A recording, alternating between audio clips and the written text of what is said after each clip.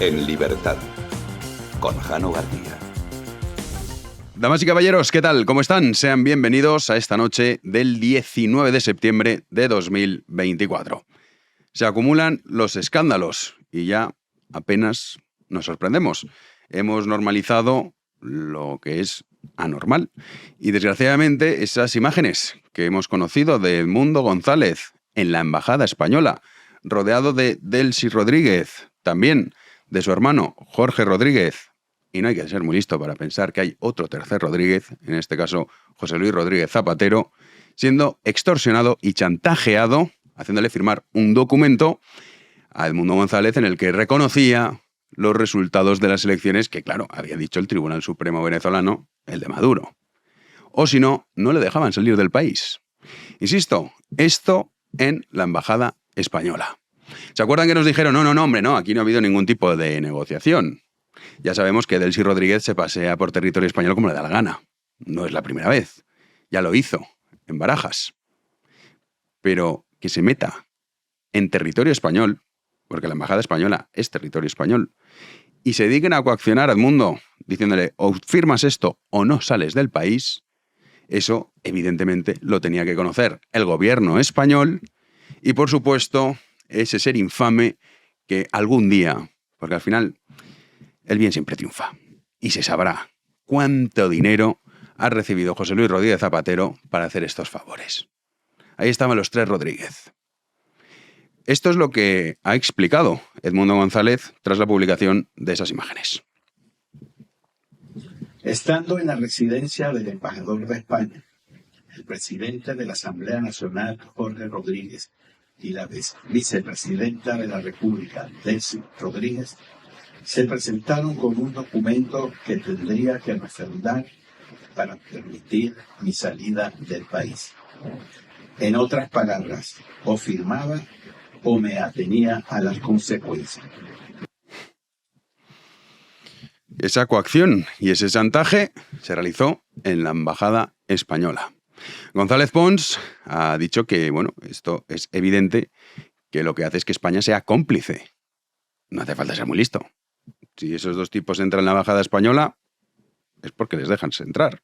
Si encima toleras que se le coaccione y se chantajee, eso te convierte en cómplice. En fin, para una cosa que dice con cierto sentido González Pons, pues ha salido nuestro Lavrent Iberia Álvarez escandalizado, exigiendo que González Pons, exigiendo a Feijóo que desautorizase a González Pons, que cómo se le ocurre insinuar que el gobierno español es cómplice de esta coacción. Escuchen. Al señor Feijóo que desautorice al eurodiputado que ha calumniado a España y que acusa a España de cosas que son absurdas, pero tremendamente injuriosas para nuestro país. Le exijo que le desautorice inmediatamente. Absurdas, hombre, absurdas. Hay imágenes. Que ahora se entiende mucho mejor cuando Maduro decía, le deseamos suerte. Claro que sí. Ese documento, mira, ¿no? Si él mismo ha reconocido el resultado de las elecciones. Insisto, en la Embajada Española.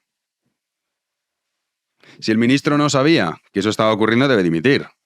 Si lo sabía, pues también. Pero se hacen los escandalizados de, oye, pero ¿cómo pueden decir eso? Pero si Rodríguez Zapatero es el tipo que utiliza el Partido Socialista en las campañas electorales como revulsivo. Lo cual habla de la profunda enfermedad que padece la sociedad española. A veces dicen que el rostro es el espejo del alma. En el caso de Zapatero, desde luego que clavado. Ha respondido Alberto Núñez Feijóo. Lamentablemente, mi país, España, ha llegado muy lejos y se debe de parar. Y mi posición es muy clara. En primer lugar, el embajador en Venezuela ha de ser reemplazado. En segundo lugar, el ministro de Asuntos Exteriores español ha de presentar su dimisión. Y en tercer lugar, el presidente del Gobierno de España ha de dar explicaciones inmediatas y asumir que España no es equidistante entre la civilización y la extorsión y no es equidistante entre la democracia y la dictadura. Hombre, equidistante el Gobierno español no es. Están con los criminales. A estas alturas. Sí, claro, hay cierta, no sé, cierta corriente dentro del Partido Popular y es que no, el PSOE es rescatable. Y el PSOE, hombre, ¿cómo van a estar del lado de los criminales? Pues sí, claro que lo están. O sea, a estas alturas, insisto, ¿todavía hay dudas de lo que es el Partido Socialista? El PSOE bueno, que no existe el PSOE bueno. Olvídense de ese cuento. Equidistancia ninguna. Ellos tienen muy claro con quiénes están. Y tienen muy claro quiénes son sus socios. Pues no les entra en la cabeza. Pero es que Alberto Núñez Feijóo pronunciaba estas palabras porque se ha visto, esa rueda de prensa estaba también con Meloni, y en esa reunión, posteriormente, por supuesto, ha hablado del tema que comentábamos ayer en las noticias con Juan Andrés, que el CIS valoraba que la mayor preocupación de los españoles es la inmigración. A este respecto también se ha pronunciado el líder de la oposición, Alberto Núñez Feijóo. Y vamos a ser contundentes en evitar que las mafias que trafican con personas puedan utilizar a esas personas para hacer negocio e incentivar la migración irregular. Y por eso he tenido interés en conocer cuáles las propuestas del gobierno de Giorgia Meloni por una razón. Porque en el último año en Italia han disminuido el número de inmigrantes irregulares un 60% y en mi país ha aumentado un 60%. Por tanto, la política migratoria en Italia funciona y en mi país no. No le hacía falta irse a Italia para saber qué es lo que está mal, qué es lo que estamos haciendo y la razón por la que la inmigración descontrolada en España cada vez es mayor, y eso hay que sumarlo a la inseguridad que se vive en las calles. Hemos dado los datos en numerosas ocasiones. Pero aquí hay una cuestión que dice, no hay que incentivar la inmigración irregular. Hombre, desde luego, si votas a favor, como es el caso del Partido Popular, de legalizar a 500.000 de irregulares, pues hombre, ya me dirá usted si eso no es un incentivo. Bueno, pues ya cuando me toque a mí, tengo que estar 3 años ilegal en España, 2, quién sabe. Luego ya conseguiré el pasaporte. Pero claro, esto de la inmigración, como digo muchas veces, los políticos no dejan de ser personajes siniestros, la inmensa mayoría de todos ellos, cuya ideología obedece a única y exclusivamente el papelito que se deposita en las urnas. Si en España la inmigración, los ciudadanos españoles, cada vez muestra mayor preocupación al respecto, no tardamos en ver como ahora los que decían hasta hace 2 tardes que no era ningún problema, que todo eran bulos y unas cosas surrealistas y exageraciones que se inventaba la ultraderecha, como ahora se preocupan por el tema. Y como ahora intentan demostrar a los demás que no, nosotros vamos a combatir la inmigración irregular. Es lo mismo que ha pasado en todos los países europeos. Ahí están los giros de, ya no digo partidos hermanos, entre comillas, del Partido Popular, sino la socialdemocracia europea, sobre todo esos países nórdicos. Uno mira el caso de Dinamarca, mira el caso de Finlandia, mira el caso de Noruega, mira el caso de Suecia, y ven cómo ha habido un giro brutal, porque se quedan sin clientes. Porque este es el juego democrático. Uno vende su producto y alguien se lo tiene que comprar. Y además es que es un juego de suma cero. El que vota a uno no vota al otro. No es como un mercado en el cual, pues oye, uno se puede comprar una camiseta en una tienda, pero también una camiseta en otra. No, esto es un juego de suma cero. El cliente se lo puede elegir a uno. Y ahora todos se lanzan para luchar por ese voto que, a fin de cuentas, no es un voto por mucho que en numerosas ocasiones se diga, no, es que esto racial no tiene nada que ver con la raza. Es que la inmigración no tiene absolutamente nada que ver con la raza. En cualquier caso, tendrá que ver con una cuestión cultural, lo cual es evidente. Si ellos mismos cuando dicen multicultural, bueno, pues si tú asumes que es multi, implica que hay más de uno. Si no, no es multi. ¿Y de todas las culturas son iguales? ¿Existe mayor estupidez que esa? Evidentemente no. Por supuesto que no todas las culturas son iguales. Y por supuesto que no todos los inmigrantes actúan de una u otra manera. Y por supuesto que la inmigración descontrolada genera problemas. Y lo estamos viviendo en España. Ahí están los datos. Pero si el señor Feijóo y el Partido Popular de verdad se lo creen, cosa que dudo, si de verdad se creen que hay que combatir la inmigración irregular, convendría que dejasen de votar a favor de regularizar a 500.000 de personas. Así, desde luego, sí que conseguiría desincentivar que viniesen unos cuantos. Esperemos que se le haya pegado algo de Giorgia Meloni. ¡Comenzamos! Ya saben que es jueves y ya saben que eso implica una buena noticia, que es que Gabriel Albiac nos acompaña. ¿Qué tal? ¿Cómo estás? Bueno, pues de momento todavía no ha logrado exterminarnos el señor presidente en su cruzada digna de todo elogio contra los pseudomedios que él llama. Pero tú sabes mejor que yo, Jano, que, bromas aparte, lo que está anunciando el presidente es realmente un riesgo real para toda la prensa libre. Y que esto que no es otra cosa que una ley de impunidad conyugal, una ley que ha sido hecha exactamente a la medida de la esposa del presidente y de rebote a la medida del hermano del presidente y de rebote a la medida de los amigos del presidente. Todo esto en realidad no es más que el retorno a algo que creíamos que había terminado. Aquello que las gentes de mi edad conocieron como la prensa nacional del movimiento y que el presidente del gobierno parece añorar extraordinariamente. Si te das cuenta, lo que anunció el presidente no es solo la aniquilación de los medios que no le gustan, no. Es la promoción de aquellos medios a los que él considere medios de verdad a costa de aniquilar a aquellos medios que él considere, él les llama pseudomedios. Naturalmente, ¿quién delimita qué es un medio y qué es un pseudomedio? Pues hombre, ¿quién manda en la fiscalía? Decía el otro a propósito de otro tema. Pues naturalmente que quien va a decir quién es un medio o qué es un pseudomedio va a ser el señor presidente. Y que naturalmente en tiempos en los cuales es cierto que la prensa escrita en particular tiene unas dificultades como no las había tenido en toda su historia. Para un gobierno que se decida a tratar de aniquilar o, por el contrario, a tratar de salvar un medio escrito, eso se convierte en un arma, en un instrumento absolutamente extraordinario. Vamos a ver, si el presidente estuviese ateniéndose a criterios económicos, está claro que el primer pseudomedio sería aquel que ha acumulado más deudas que todo el resto de los medios de comunicación juntos y multiplicados por 10.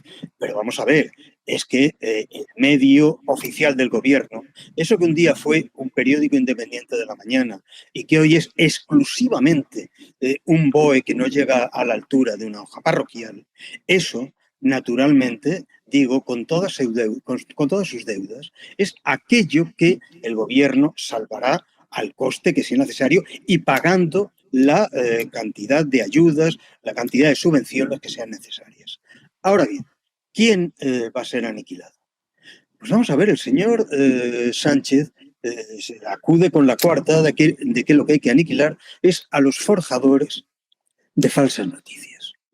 Como si el ciudadano en general, y no te digo ya el gobierno en particular, estuvieran indefensos ante la calumnia, ante la difamación, ante las falsas noticias. Miren ustedes, todo sistema libre, todo sistema democrático, además de disponer de una prensa libre, dispone de un mecanismo de control en defensa de los ciudadanos y en defensa de los ciudadanos tanto frente a la prensa como frente al gobierno, como frente a cualquier otro ciudadano o cualquier otro conjunto de ciudadanos que pueda dañarlos. Ese sistema de defensa se llama Poder Judicial. Y naturalmente que la prensa está sometida al Poder Judicial. Y que naturalmente, Jano, si tú o yo o un periodista del País o un periodista de la Crónica de Albacete, suponiendo que exista, difama a una pobrecita viuda indefensa en su casa, la pobre viuda indefensa podrá ir al juzgado de guardia, poner una denuncia y cargarse a don Jano, a don Gabriel o a doña Crónica de Albacete o al Diario Independiente de la mañana. No te digo ya, naturalmente, si el que se siente ofendido o el que se siente calumniado o el que se sabe difamado es el Gobierno de España. El Gobierno de España dispone del aparato de derecho del aparato jurídico más importante, con enorme diferencia, que pueda disponer nadie en un país. El equipo de la abogacía del Estado aúna a las mejores cabezas jurídicas del país. No me venga usted con la mandanga de que usted es indefenso ante los 4 desgraciados, Jano, que somos tú o yo o los medios de prensa libre, por potentes, por dignos y por admirables que sean. Totalmente de acuerdo, Gabriel. Además, en ese anuncio, para mí hay 2 patas. Esta que comentabas tú, de esos medios de comunicación, que claro, luego está la promoción. Has hablado del grupo Prisa, ¿no? Que es una cosa escandalosa. Y dices, pero estos tíos, ¿cómo puede ser que no estén cerrados desde hace ya 15 años? Es una cosa increíble. Increíble. Yo no conozco tal caso de ninguna empresa que continuamente de esos niveles de pérdidas y ahí están. Pero luego, acuérdate de Tomás, digámoslo todo, ¿eh?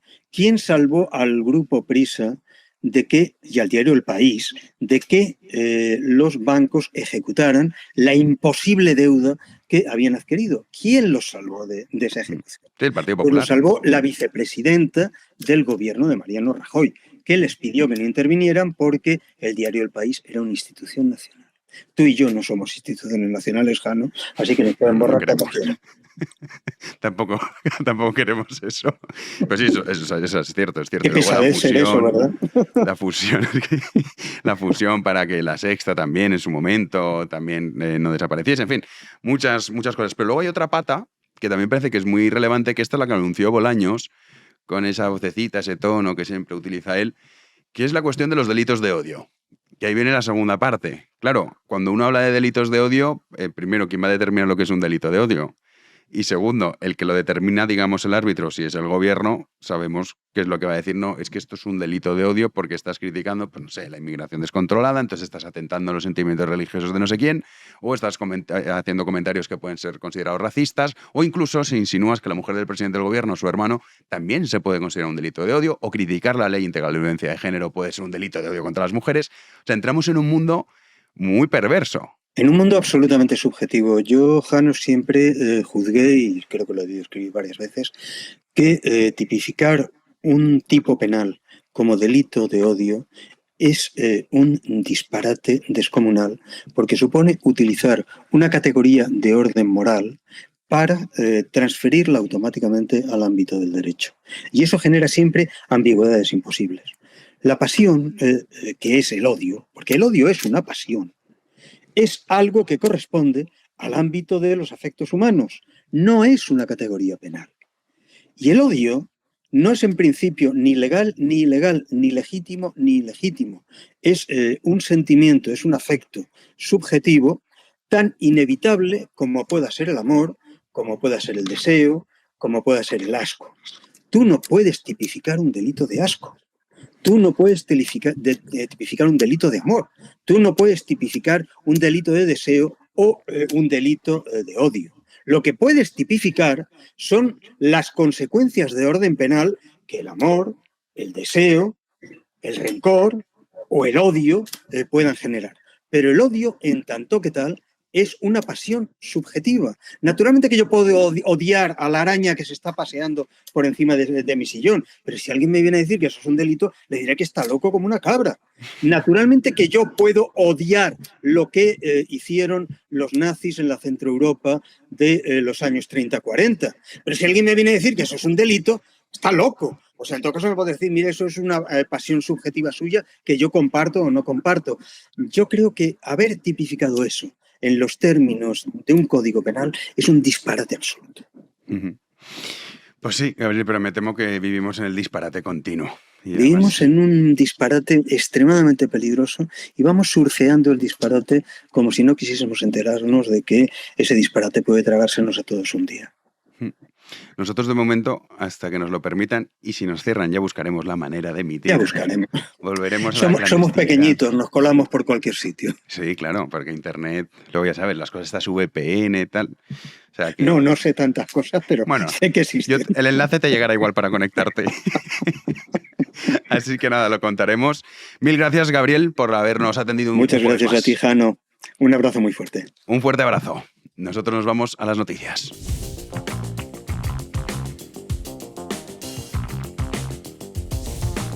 Recibimos ya a Juan Andrés Rubert. ¿Qué tal, Juanan? Muy buenas noches, Jano. ¿Cómo estamos? Pues estamos hoy bastante lío en relaciones en Ministerio de Asuntos Exteriores y el líder de la oposición. Qué vergüenza, con lo de Venezuela. Es una la cosa... imagen es vergonzosa.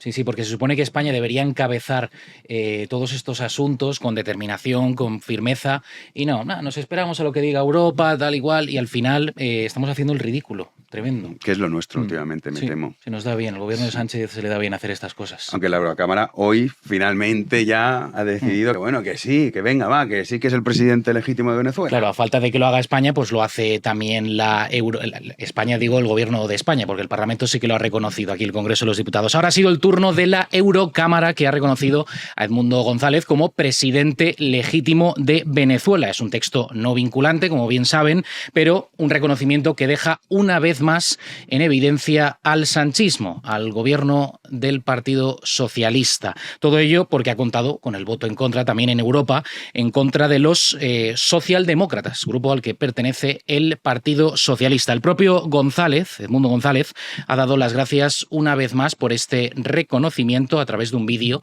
que ha difundido en su cuenta de Twitter. Escuchamos.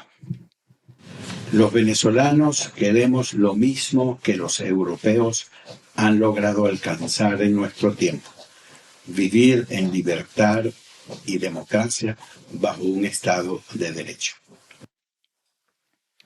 Un nuevo reconocimiento que deja en evidencia, como hemos podido ver, al Partido Socialista, cuando estaba comentándole a Jano hace unos instantes, que eso precisamente es lo que debe hacer España, encabezar este tipo de iniciativas. Pero, una vez más, pues, nos quedamos ahí en la cola. Debe muchas cosas este gobierno a Venezuela y sobre todo que no cante. Y el silencio se compra, Jano. Sí, al final, pues mira el silencio de Zapatero. Sí, claro, el pobre Edmundo viene a Venezuela y dice: queremos vivir en libertad como los europeos. Bueno, en libertad cada vez menor. Cada vez menos, sí. Pero claro, con Venezuela no estamos, pero así vamos, nos vamos a cruzar. Vamos a encontrar en el camino. En algún momento vamos a estar en esa situación. Sí. Dios quiera que sea muy tarde, pero... O nunca, pero que no llegue. Pintan bastos. Sánchez está de nuevo con esas agendas internacionales. Le encanta a este hombre hacerse es muy fan. El mundo es depende de mí. Sí. No pintamos nada.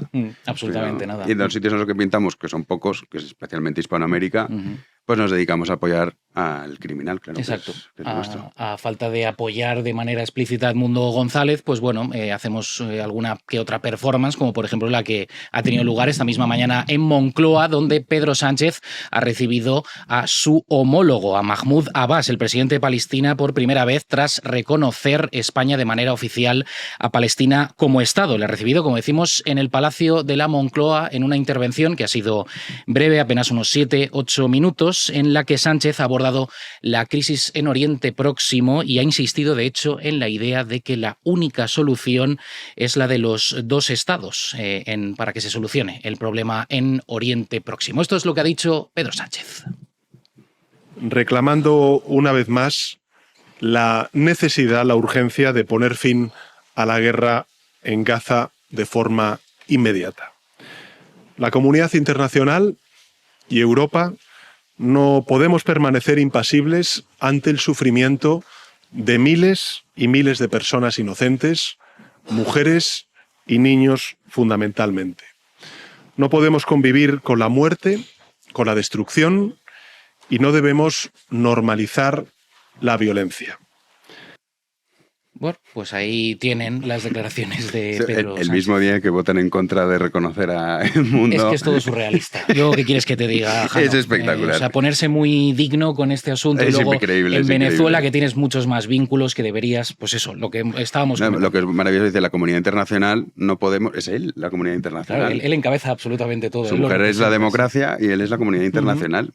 Bueno, está mal. Vamos con el juez de Arena. Gente seria y decente. Seria, que aún sí. queda.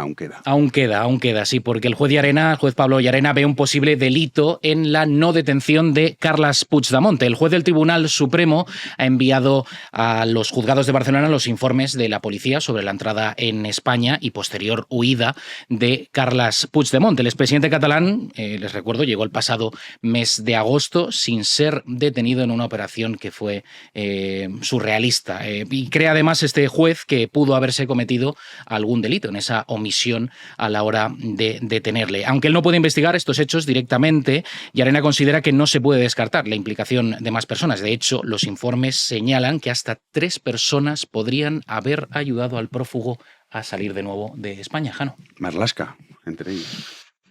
Marlaska, cuando dijo, hemos hecho todo lo que hemos podido, pero claro, ¿quién iba a imaginar? Vamos a ver. Un meeting que estaba anunciado.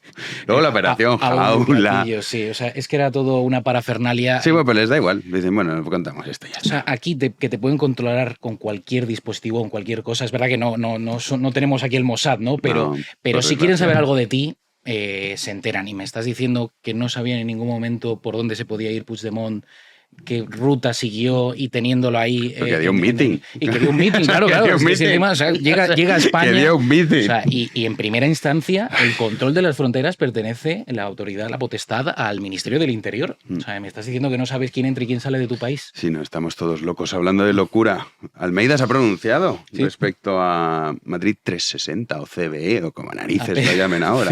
ZBE, bueno, en fin. Lo que sea. Lo que es un impuesto tremendo a los pobres, que lo has comentado tú alguna vez. El resumen es ese. El pobre no puede conducir. No puede de la conducir. historia. Bueno, pues, porque hay que salvar el planeta, recuerden. Claro, el planeta verde, ¿no? Todo. Depende de Martínez Almeida. La comunidad internacional van fuerte, nuestros políticos. Cuidado, Begoña Gómez, democracia. La comunidad internacional, Pedro Sánchez. Almeida, el planeta. El salvador del planeta, sí. Oye, a ver, del universo, que alguno, dentro de poco. Bueno, seguro que sacamos alguno las próximas semanas. Alguien se erigirá, ¿no? Sí, como, puestos a trastornados, pues bueno, pues alguno se Alguno estará ahí, se postulará como candidato, ¿no? Pues eso, Almeida. Bueno, pues que sepan que el Ayuntamiento de la capital de España no ha tardado ni 48 horas en anunciar que va a interponer un recurso de casación ante el Tribunal Supremo. Lo hace tras esa sentencia del TSJ de Madrid que anula esa zona de bajas emisiones en la ciudad. Lo ha confirmado el propio consistorio. Esta misma mañana deja claro, así se escuda, que los servicios jurídicos del Ayuntamiento así lo han recomendado. Simplemente les voy a recordar, queridos espectadores, este fragmento del propio Martínez Almeida no tiene ningún desperdicio, cuando aún gobernaba Manuela Carmena, sobre lo que él decía que iba a ocurrir con Madrid Central. Escuchen. Bueno, aquí lo tenéis. 132 días. Solo 132 ya. Llevamos la cuenta atrás. Y ayer lo dije ya en una entrevista entre Madrid cuáles iban a ser las prioridades. En primer lugar, se acabó Madrid Central. Se acabó ese experimento fracasado por parte de Manuela Carmena y su equipo de gobierno. Hay que decir, Jano, que la hemeroteca es demoledora para todos los políticos, sobre bueno, todo para unos más que para otros. Algunos más que otros, pero cuando haces una promesa electoral tan fuerte, tan potente como decir que con Almeida Madrid Central se va a acabar y de repente pones en marcha todo este tipo de cosas y encima recurres que te hayan un recurso contra sí mismo. Sí, claro. Sí, porque puede decir, bueno, pues vale, pues ya está. Lo que prometí, queridos madrileños, pues lo he cumplido. Lo he cumplido. No. Recurro contra mí mismo. Recurro otra vez, pero bueno, el pueblo habla, el pueblo vota y esto es la democracia, Jano, mayoría absoluta Martínez Almeida. Cuántos disgustos. Pues vamos a la tertulia. Arrancamos la tertulia y damos la bienvenida a Juan Fernández Miranda. ¿Qué tal? Hola, muy bien, encantado. Recomiendo siempre, muchas veces, hablo de Torcuato Fernández Miranda. Claro. Y hablo del libro que escribiste, El guionista de la transición, que es buenísimo, o sea, que lo recomiendo. Pues muchas gracias. Sobre eso habrá noticias pronto, sobre el libro sobre la transición, que hay que reivindicarla. Sí, sobre todo la figura de Torcuato. Sobre todo, pero no solo. Pero fundamentalmente. Sí, bueno, vale. Pero dices tú que yo soy más... Claro, estoy implicado, me apellido igual. Pero sí. Sí, es un gran libro. Es que es uno de esos personajes. ¿Qué tal, Guadalupe Sánchez? ¿Cómo estás? Hola, ¿qué tal? ¿Pasada por agua? Ya, sí, había una tromba de agua. Increíble. El cambio climático, ¿ves? Sí. No creéis en él y luego pues La pasa lo sequía que os extrema. pasa. La sequía extrema, pero hay personajes como Torcuato que no se conocen y que son fundamentales. Exacto. Manuel Llames, ¿cómo estás? Muy bien. Tú también has venido a pasar por agua. Sí, a ver, a mí me encanta el clima de Madrid. Tenemos 300 días de sol al año, pero bueno, de vez en cuando cae. ¿Qué le vamos a hacer? Y yo sí creo en el cambio climático, o quiero creer. A mí me gusta el calentamiento global, estoy a favor del calentamiento global. Ojalá haya más calor y menos lluvias en España. Que ay, no, yo no. Sí, yo es que soy más de frío. Yo, Mira, ahí... que Ahí hay discusión. Que llueva mucho, pero a poquitos, por favor. A poquitos. Sí. Porque hoy salía agua por las tuberías como en Nueva York. Por las alcantarillas, así para arriba. Y además, Madrid cuando llueve parece que es la primera vez en la Colapsa, historia que llueve. colapsa. O sea, todo el mundo se queda loco. La primera lluvia del otoño, aunque no estamos todavía formalmente en otoño, la primera lluvia siempre es mortal. Tráfico, yo me he muerte. acordado muchísimo de Pedro Sánchez y de Óscar Puente diciendo coge transporte público. ¿No has venido en bici? En bici. No, pero no me queda otra aquí en Madrid que venir en transporte público, que claro, no te permite llegar a la puerta en eventos como el de hoy y bueno, pues al final te duchas 2 veces, por la mañana y antes de llegar al sitio. Bueno, también así ahorras agua. Si es que, claro, Claro. Lo miráis con unos Todo ojos... tiene que pros y no, contras. claro, Yo es que me gusta contaminar, delito de odio.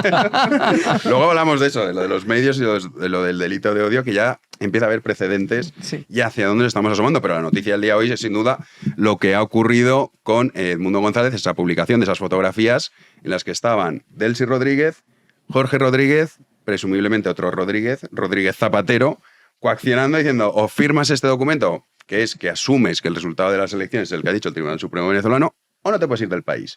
Esto ocurre en la embajada española, que es territorio español. Eso pasa en territorio español, es tremendo. Y en presencia del embajador Ramón Santos. Claro. Que, por cierto, vestido de blanco caribeño, que llama la atención. Claro. En cualquier caso, aunque él parece ser que se ausentó del momento concreto de la firma, que eso es una especie de asunción de culpabilidad en sí mismo, lo cierto es que es un escándalo mayúsculo y sobre todo yo creo que aquí hay que apuntar más alto. El ministro de Asuntos Exteriores dijo que no se había intervenido de ninguna de las maneras, que solo la gestión burocrática de poner un avión, oiga, esa foto, solo esa foto exige una explicación inmediata y no diré dimisión, pero si me apretáis un poco lo digo. Yo sin que me aprietes. Sí, ¿no? Es que me parece un escándalo que el ministro de Asuntos Exteriores esté jugando con una cuestión tan seria sin dar ningún tipo de explicación y riéndose de los ciudadanos, no ya españoles, que también, de los venezolanos que han votado y se la han jugado por Edmundo González. Que también hay mucho que decir sobre Edmundo González.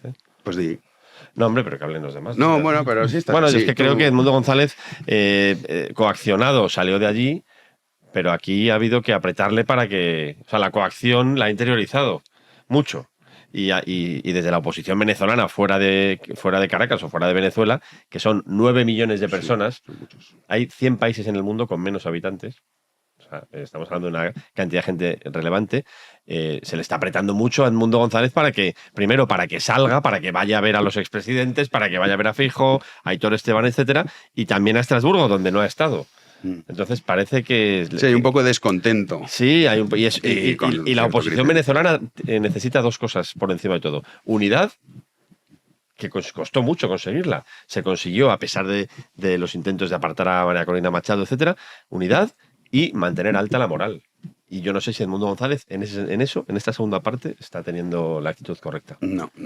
Yo, si me preguntan, diría que no. Lupe, ¿cómo lo ves tú? Bueno, ¿habéis pedido ya perdón a Rodríguez Zapatero? ¿Por qué Porque de yo todo? os quiero recordar que desde el PSOE, cuando llegó Edmundo González, tomó ese avión desde la embajada y llegó a España, pidieron a la oposición que reconociese la labor excepcional y humanitaria de Rodríguez Zapatero y se pidiera perdón al expresidente por todo lo que se había dicho de él sobre su afinidad con el régimen de Maduro. Es verdad. Entonces, ha señalado Juan que Álvarez debería dimitir porque dijo que es que en la embajada no había habido ningún tipo de negociación. Bueno, es que negó que hubiera habido cualquier tipo de contacto, es lo que hizo, que hubiera habido cualquier tipo de contacto entre el régimen venezolano y Edmundo en la embajada. Y yo he leído hoy por ahí, que ya no sabe si lo que le es cierto o no, que parece ser que ha dicho que ha habido una coincidencia física, es decir, que estuvieron en el mismo sitio, pero que eso no implica nada, o sea, para justificar la mentira. Bueno, que desde el gobierno nos mienten, yo creo que es que ya a estas alturas el que no sorprende absolutamente a nadie. Sí que es cierto que toda esta situación al votante socialista le da absolutamente igual. Ellos están convencidos de que si es de izquierdas no puede ser malo. Solo tenéis que ver lo que está pasando aquí en España. Cualquier cosa con la que se llevarían las manos a la cabeza si la hiciera un partido político de otra ideología, estarían con el grito en el cielo y incendiando las calles, pero cuando lo hace la izquierda, pues no puede haber dictaduras de izquierdas, así que el régimen de Maduro no es tan malo, tiene sus cositas, pero no es tan malo. Y bueno, y yo lo siento muchísimo, como ha señalado Juan, por la oposición venezolana. Hay muchísimo. Se la han jugado. Cada uno que ha ido a votar en ese país se la ha jugado. Hay gente que ha muerto al salir a las calles Sí, que están para apoyar a María Corina y a Edmundo en todas esas manifestaciones que llevaron a cabo hace unas semanas para defender el resultado de las elecciones. Así que yo entiendo que haya muchísima decepción. También, hombre, yo me pongo en la piel de alguien que pues tiene familia allí, pero es que cuando te presentas a unas elecciones y tienes enfrente a un tirano, sabes lo que hay. Es que esto no es la primera vez que el pasa. miedo es libre, está claro. Hombre, hay razones para tener miedo. A ver, yo creo que para mí es todo un escándalo, pero por desgracia ya lo preveíamos, ¿no? En primer lugar, la mentira, lo habéis comentado. El ministro Álvarez y el gobierno en su conjunto negó por activa y por pasiva que se hubiese producido ningún tipo de negociación para finalmente articular la salida de Edmundo González destino a España. Hubo negociación, de hecho acabamos de conocer declaraciones de hoy mismo de Diosdado Cabello, que es el auténtico dirigente de Venezuela. Es la cabeza pensante. Es la cabeza pensante, la que maneja los dineros. Por cierto, la hermana cónsul en Bilbao. La hermana de Diosdado Cabello, cónsul de Venezuela en Bilbao. Pues Diosdado ha dicho literalmente que sí que hubo negociaciones, hubo contacto directamente con el gobierno y que se negoció la salida. Por lo tanto, una la mentira. La segunda es la complicidad. Y digo complicidad con el régimen porque la embajada española es solo español. Que yo sepa, Delcy Rodríguez tiene prohibido taxativamente pisar suelo europeo. De hecho, las famosas maletas de Delcy en Barajas, el gran escándalo era cómo es posible que se le permitiera bajar del avión o aterrizar en Barajas cuando pesa... hay una prohibición taxativa de que Delcy Rodríguez pise suelo europeo. Se le permite la entrada a la embajada y se le permite la entrada a la embajada para presuntamente cometer un delito, como es el delito de extorsión, de chantaje, de amenazas, de coacción. Lo dice el propio Edmundo González. De un funcionario fue coaccionado, fue amenazado, fue extorsionado para que saliera del país. Vaya, que se permita entrar a Delcy y a su hermano en suelo europeo para cometer una tropelía de esas características me parece gravísimo. Y en tercer lugar, ¿quién ha salido beneficiado con la salida y el exilio de Edmundo González? Fundamentalmente el señor Maduro, que, solo recordarlo, cuando finalmente Edmundo toma pie en Barajas, solo hay que ver, Maduro se estaba tomando, lo celebró con un postre. No, y le deseó lo mejor, claro. Ahora se entiende también. Claro, entonces esto al final... ya no es que... A mí lo grave de todo esto es que se demuestra una vez más que el gobierno del Partido Socialista es cómplice y aliado de una dictadura criminal, como es el caso de... A mí no me sorprende nada en absoluto. Bueno, nos felicita jamás. Ahora salen en tromba a apoyar a Hezbollah frente a los ataques selectivos contra terroristas llevados a cabo por Israel. No me sorprende nada en absoluto. Y luego es que el Partido Socialista y el gobierno en general tienen una relación muy complicada con el Código Penal, Manuel. Muy complicada. No lo entiende. Indultos a los golpistas, derogación de la sedición, la amnistía. O sea, de verdad, reprocharle a este gobierno que lo que están haciendo puede ser ya no delictivo, sino simplemente ilegal, para ellos es como quien oye llover. O sea, es que les resulta totalmente indiferente. Es algo que hemos normalizado, pero es que es verdad. Bueno, y luego, en cualquier caso, desde el punto de vista político, este gobierno ha perdido una votación en el Senado. El Senado de España ha reconocido, el Congreso, el Senado, han reconocido a Edmundo como presidente electo en contra del voto del presidente del gobierno. Esto es una humillación internacional. En el Parlamento Europeo lo mismo. Ha habido algunos socialistas que se han salido de la disciplina de voto porque Sánchez se ha esforzado mucho en intentar que los socialistas votaran en contra. Ha salido adelante la votación, pero ha habido 4 socialistas portugueses con dignidad que han apoyado el voto del Partido Popular, básicamente, y de los partidos hermanos de Vox o Orbán, en fin, todo lo que está a la derecha del Partido Popular. Por lo tanto, políticamente es un desastre la estrategia. Yo creo que tengo la impresión de que lo que le está pasando a Álvarez con Venezuela es lo que le pasó a Laya con Argelia. Cumplo órdenes del presidente y no sé cómo explicarlas. Bueno, recurrió a Franco hace poco. Bueno, eso es una demostración. El francomodín, cuando un ministro recurre al francomodín, es que no tiene argumento racional para justificar una posición. Y yo creo que se está quedando Álvarez, en fin, desnudo de argumentos, intentando satisfacer lo que le dice su presidente, que tiene mucho que ver con lo que dice el expresidente Zapatero, que está muy callado, Sí, hombre, claro, está calladísimo. De hecho, en Bueno. esas imágenes no aparece, pero mejor lo que quiere es que estaba ahí. Tiene toda la pinta. El tercer Rodríguez, ¿no? El tercero, claro. El tercer Los Rodríguez. tríos, el Del trío sí, de los Jorge Rodríguez. y José Luis. Es el que intermedió y de hecho, bueno, pues ahora creo que estaba en Bolivia también intermediando. Se dedica a la Pero, intermediación. sí, a la intermediación del crimen. Pero es lamentable, es terrible, efectivamente. Parlamento Europeo, Congreso, Senado, reconocimiento del mundo, sobre todo la excusa que da el gobierno, ¿no? A mí me hace mucha gracia cuando el gobierno dice, bueno, vamos a esperar cuál es la decisión de Europa. Bueno, el Parlamento Europeo acaba de votar hoy mismo el reconocimiento de Edmundo González. Segunda derivada, no, es que se tiene que producir el reconocimiento de forma colectiva, de forma global, que la propia Unión Europea, por boca de su representante, Borrell, reconozca que sea Edmundo el presidente electo de Venezuela. ¿Y cuánto tardó el gobierno de España en reconocer unilateralmente un Estado que no existe, que es un invento, como es el Estado palestino, que hoy mismo ha recibido a Abbas, el presidente no de Palestina, que, insisto, Palestina no existe, sino que el dictador, porque es otro dictador, de Cisjordania, que es un territorio que está bajo protectorado de más o menos control de Israel y que además está enfrentado con Gaza, que son enemigos. Jamás y la autoridad palestina, enemigos. Hay guerra civil. O sea, es todo un sin Dios, es una sin razón absoluta. Y sin embargo, Pedro Sánchez dice, no, hay que esperar al consenso internacional. Pero ¿qué consenso me está hablando? La prudencia de la diplomacia cuando interesa, ¿no? Exactamente. Hablando de diplomacia, ha habido pique entre nuestro Lavrent Iberia, porque es que Álvarez tiene las mismas gafitas, es el personaje siniestro total. Sí, se parece mazo. Y también con González Pons, que para una cosa que dice con sentido, ha dicho que, bueno, que esto no puede ser y también animaba a Feijóo a desautorizar estas declaraciones, Juan. Sí, se ha puesto muy digno Álvarez con esas declaraciones que ha hecho Esteban González Pons. De hecho, el Partido Socialista ha pedido la dimisión inmediata de Esteban González Pons, que el propio Feijóo le corrija, le desautorice por unas declaraciones que ha vertido esta mañana en una entrevista en Es Radio, en la que directamente acusaba al gobierno de Pedro Sánchez de ser cómplice de todo lo que está ocurriendo en Venezuela. Vamos a escuchar sus palabras.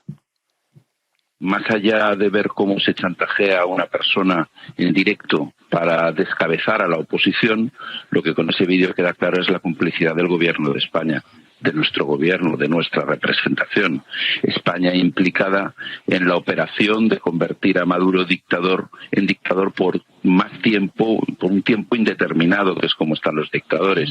Y eso produce una profundísima indignación. Nuestro gobierno es cómplice de lo que ha sucedido en Venezuela. Bueno, pues estas palabras de González Pons, Jano, han sido las que han indignado a Álvarez, que bueno, ha dicho todo eso al respecto de que Feijóo tiene que desautorizar al eurodiputado popular. Sí, así ha sido, exigiendo la dimisión. Lupe. Yo es que no entiendo por qué tiene que dimitir para una verdad que dice el pobre González Pons, para una vez que es contundente. Yo es que, claro, te pones a repasar las declaraciones y los tuits de miembros del gobierno y del propio Álvarez sobre lo acontecido en la embajada española en Caracas. Y a leer la cantidad de mentiras que se dijeron y bueno, ahora que estamos tan concernidos todos con los bulos, la desinformación y el fango, que ayer la ilustre jurisconsulta Silvia Ichurrondo decía en la primera que es que con las injurias y las calumnias no tenemos suficiente y que hay que tipificar un delito de mentir, yo le pregunto a Silvia Ichurrondo, lo que ha hecho nuestro ministro de Exteriores negando que hubiera cualquier tipo de negociación o contacto entre el régimen y Edmundo González o que se le chantajeara de alguna forma en la embajada cuando ya se ha demostrado documentalmente que ha sido así y hasta el propio régimen lo confirma, ¿sería un delito de mentir? ¿Qué pena le correspondería a Álvarez? ¿Tendría que dimitir?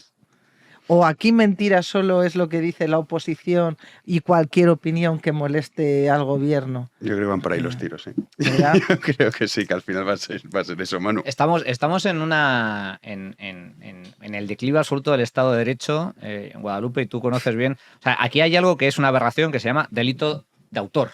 Entonces, el delito es no por el hecho que cometa, sino en función de quién cometa el delito. Entonces, en función de quién cometa el delito, ¿es un delito o no es un delito? En función de quién haya sido condenado en firme por la justicia, merece el perdón del Estado, como es el caso de la amnistía con los golpistas catalanes, o no. O, por ejemplo, con el caso de los seres, que también han resultado indultados por el Tribunal Constitucional. Estamos en eso, en el Estado de Derecho de autor. Por cierto, el Estado de Derecho de autor, para que a todos que no lo sepan, fue el Estado de Derecho que impuso un régimen tan democrático, tan pacífico y tan progre como el régimen nazi, que establecía lo que era delito no en función de ningún hecho, sino en función de cuál fuera tu raza o cuál fuera tu origen. Eso es el Estado de Derecho de autor, muy propio de dictaduras, muy propio de regímenes totalitarios.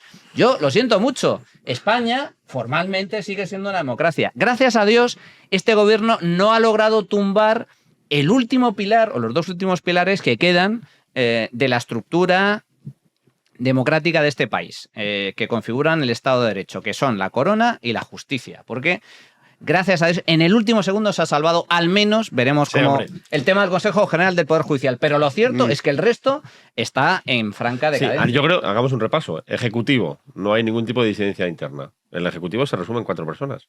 Y de hecho, una de ellas no es del Ejecutivo, que es Santos Cerdán. Son Pedro Sánchez y 3 ministros. Bolaños, Óscar López, que acaba de ser nombrado, y María Jesús Montero. Si queréis, podemos ampliar como mucho a Pilar Alegría y Óscar Puente. Pero el resto están absolutamente ajenos al núcleo de poder de Moncloa. Ejecutivo, controlado. Y del partido ni hablamos. Legislativo, ya lo dijo el presidente.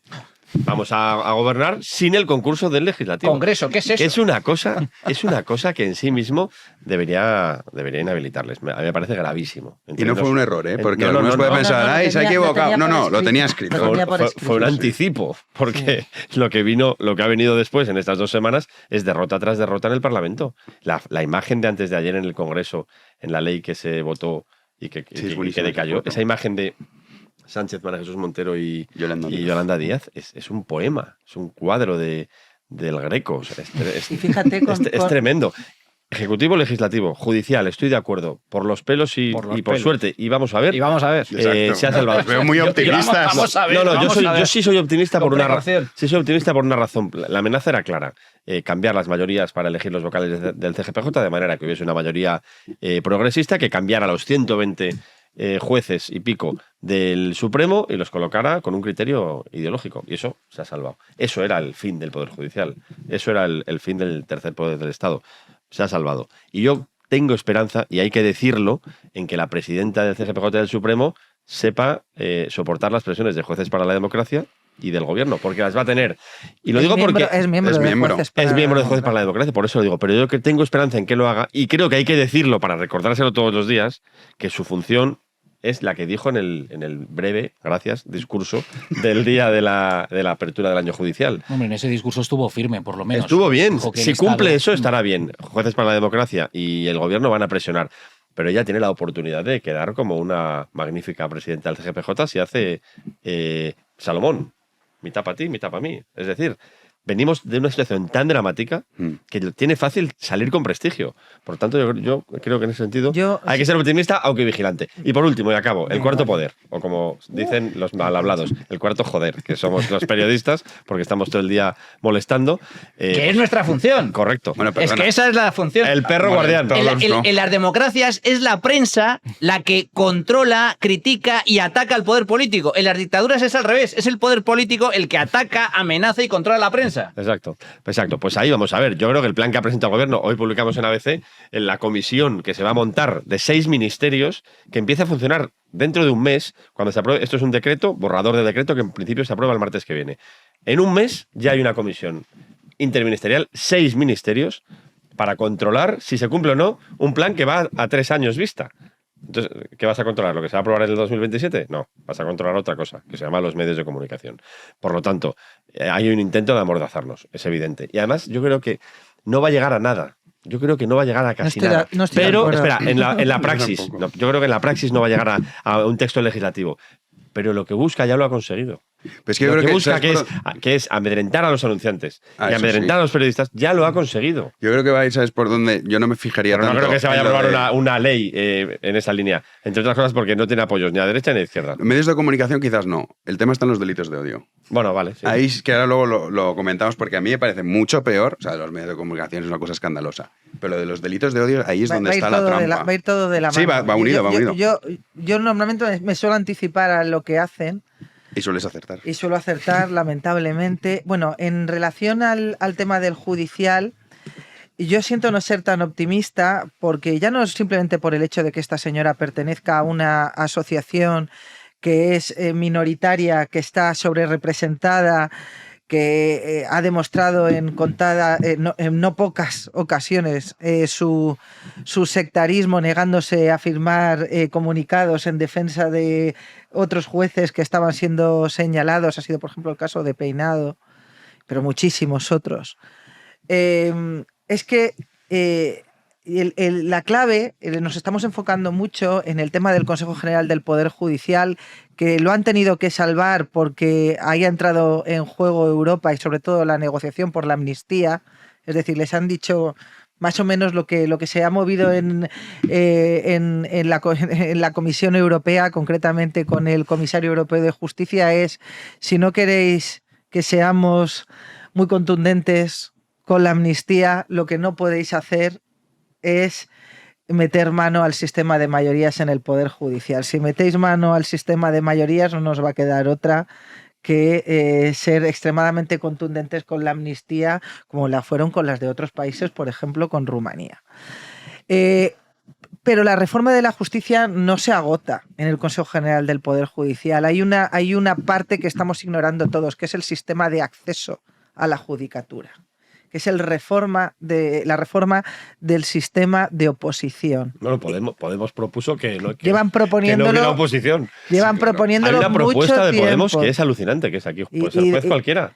Pero vamos, que ni licenciado en Derecho. Y de Sumar. Entonces, eso está sobre la mesa, Sí, ¿eh? sí, pero... Está sobre la mesa introducir un componente ideológico que además... Mira, la justicia, a todos los profesionales que trabajamos en el ámbito judicial, sabemos que está colapsada. Hay un colapso que se propició por cómo ya venía de antes, pero se ha incrementado. con la pandemia se ha incrementado. Con la pandemia y con el atasco provocado por las renovaciones, hay un barbaridad. colapso increíble. ¿Qué es lo que va a suceder?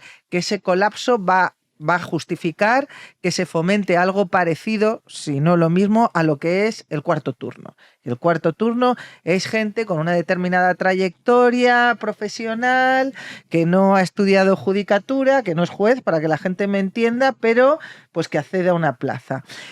Se van a rebajar los requisitos del cuarto turno y va a entrar gente con un determinado sesgo ideológico, van a cambiar las mayorías en la mayoría de salas a nivel audiencia provincial para arriba, y eso va a propiciar un vuelco jurisprudencial. Es decir, lo que dábamos por sentado, cuando antes un cliente te venía y te consultaba: oye, me pasa esto, puedes ganar o perder. Pues mira, hay un tribunal que dice esto, o el Tribunal Supremo tiene una jurisprudencia sentada que dice lo otro. Eso va a dar un giro, sobre todo en determinados temas. Tema periodismo. Bueno, una de las cosas que han anunciado es que se va a realizar un registro de medios. ¿Qué objetivo tiene el registro de medios, más allá de todo el tema de la publicidad institucional? Que quien no esté en ese registro no se va a considerar medio de comunicación. ¿Qué es lo que sucede? Que para tú acogerte a una cosa tan muy importante, Juan lo sabe como periodista, como es el secreto profesional, tienes que tener la condición de periodista, de medio de comunicación. Un señor de la calle, si a un juez le dice dime quién te ha contado esto, no se puede acoger al secreto profesional. Un periodista sí. Es muy interesante. Secreto de fuentes. Entonces, no revelar de fuentes. En el momento en el que tú controlas que es un medio de comunicación, tú estás monopolizando a quién se puede canalizar o filtrar, como se dice, a quién se puede filtrar la información. Es decir, la gente que trabaja en determinados ámbitos no va a poder coger y venir aquí a el programa de Libertad a contar a contar algo y que quien lo ha contado, llegado el momento, pueda sentarse ante un juzgado y decir no puedo revelarle mis fuentes, señoría, porque somos un medio de comunicación, si B1 Media no está en ese registro de medios. Es decir, es el monopolio de la filtración. El monopolio de la filtración. Y eso va a disuadir a muchísima gente, porque cuando los medios a los que se puedan filtrar sean contados y luego le añades todo el tema de la publicidad, de los anunciantes, se va a crear, vamos a decir, un clima de cierta opresión, ¿no? En el clima actual en el que vivimos, en el que cualquiera puede acudir a un programa que se dedique a la información a sabiendas de que, oye, se va a poder acoger al secreto profesional. Sobre eso, Lupe, la otra pata que comentamos, delitos de odio, sí, que hay algún que otro precedente, Juanan. Sí, un caso sonado de hace unos pocos días, que fue cuando la Generalitat de Cataluña multó con 10.000 euros a la alcaldesa de Ripoll y diputada de Aliança Catalana en el Parlamento catalán por un discurso xenófobo. Sílvia Orriols afirmó que la identidad catalana estaba amenazada. La han multado ahora con 10.000 euros. Y ha multado la Generalitat. La Generalitat. A mí lo que me da pavor de todo esto es que es el poder político el que toma estas decisiones. No es un juez o un tribunal, es el poder político. El CAC, el Consejo Audiovisual Catalán, es un organismo político creado, digamos, en el centro de los periodistas y el poder político, controlado por el poder político, para decidir si una noticia es o no verdad.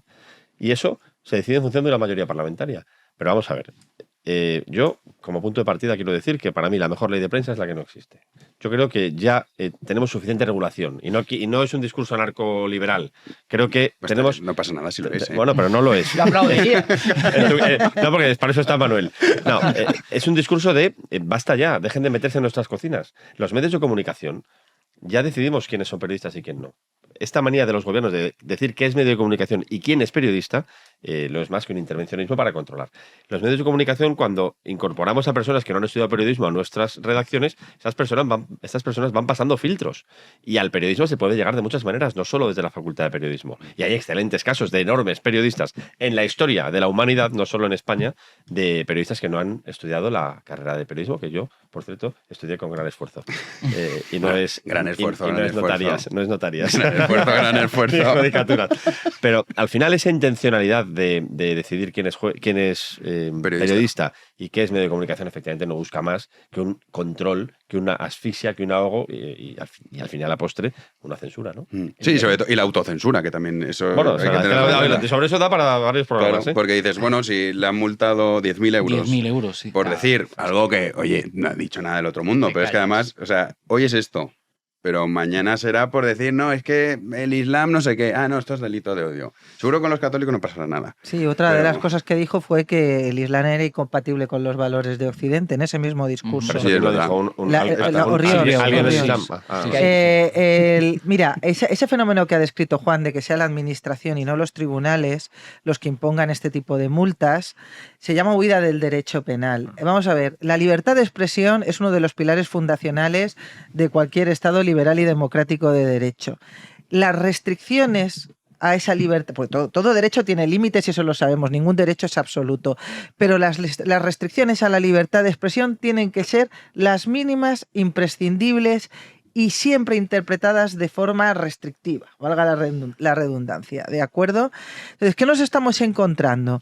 Que como los tribunales precisamente tienen muy claro que por la vía de la injuria y la calumnia solo pueden entrar los supuestos más graves, y hay otra vía que es la civil, además, por intromisión ilegítima en el derecho al honor para aquellos casos en los que no se comete delito, pero oye, que en los que se cuestiona la dignidad personal y profesional de una persona por difamaciones, por cuestiones que no son ciertas, pero es que la administración quiere ir más allá.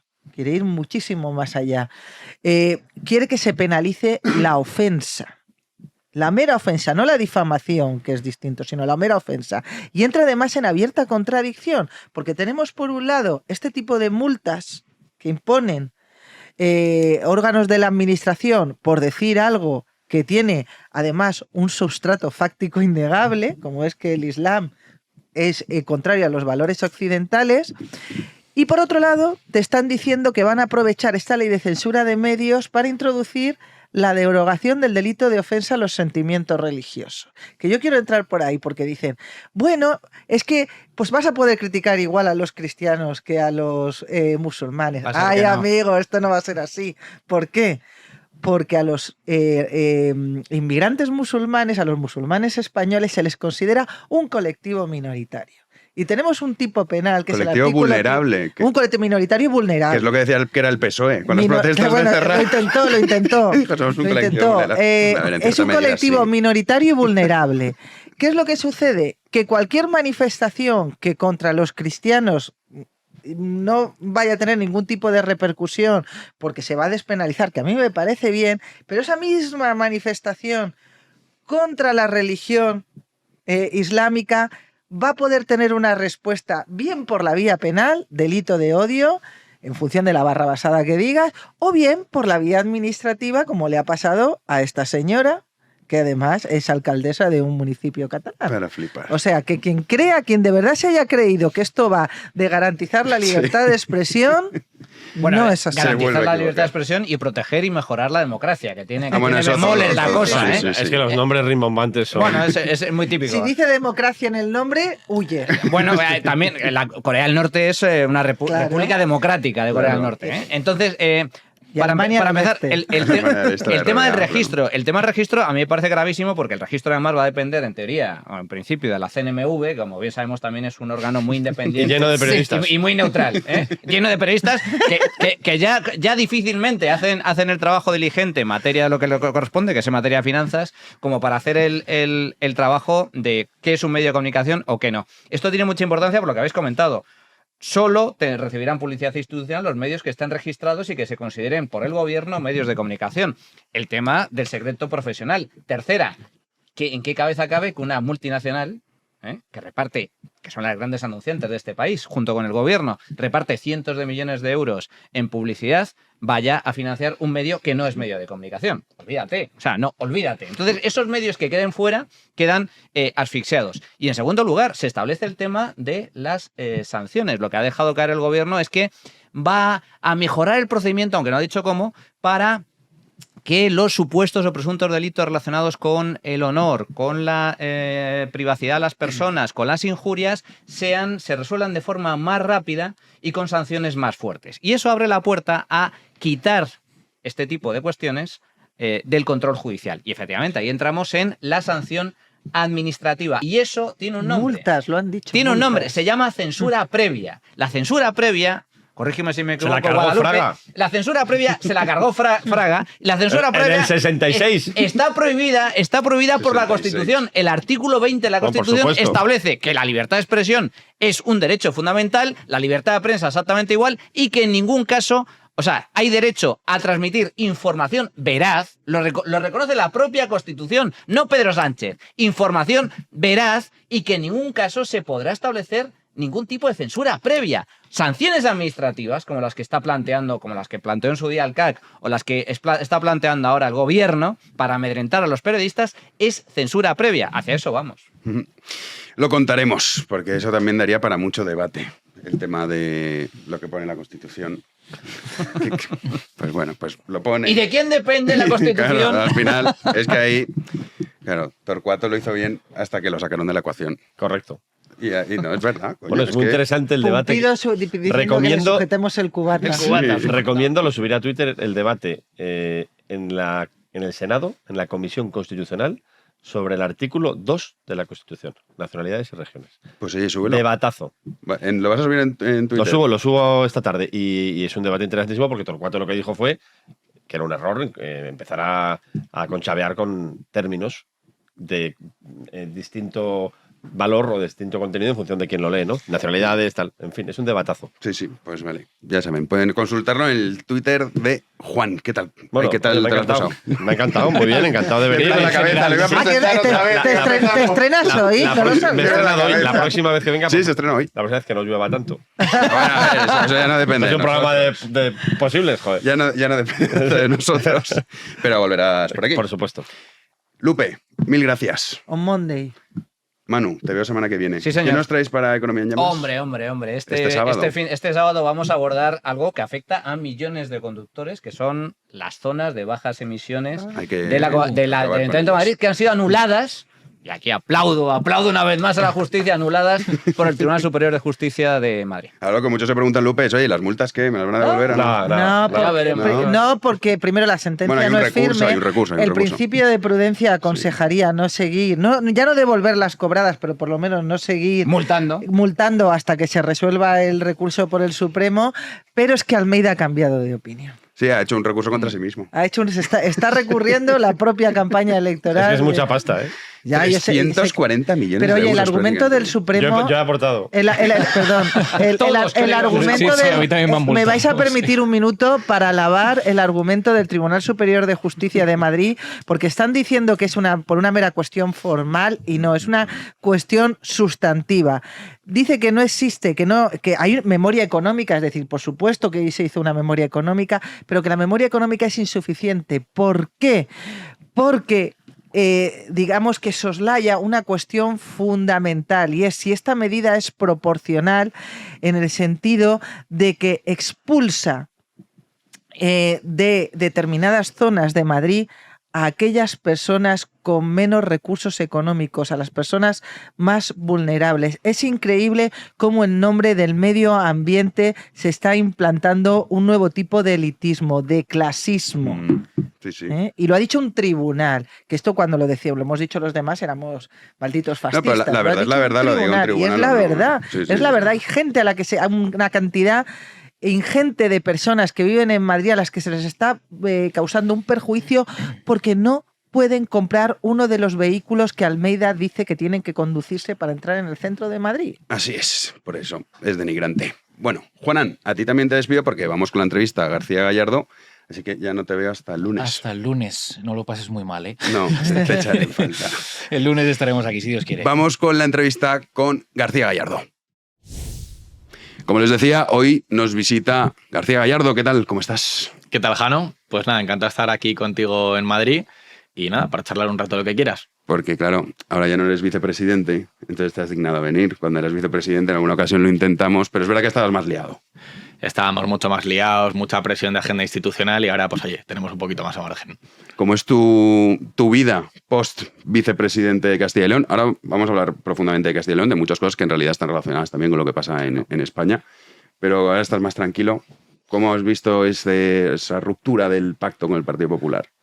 Bueno, yo la verdad es que he tenido un verano bastante movidito, porque justo volví del permiso de paternidad un martes y el jueves se acordó salir de los gobiernos, entonces ha sido un verano bastante convulso, pero bueno, la verdad es que lo hemos ido viendo todos, ¿no? Como el Partido Popular en muchos temas ha ido cogiendo la senda del Partido Socialista. Nosotros lo vimos a comienzos del año pasado con las medidas a favor del derecho a la vida y de las mujeres embarazadas que estaban planteándose si seguir o no adelante con su embarazo, y que el Partido Popular pues traicionó su palabra.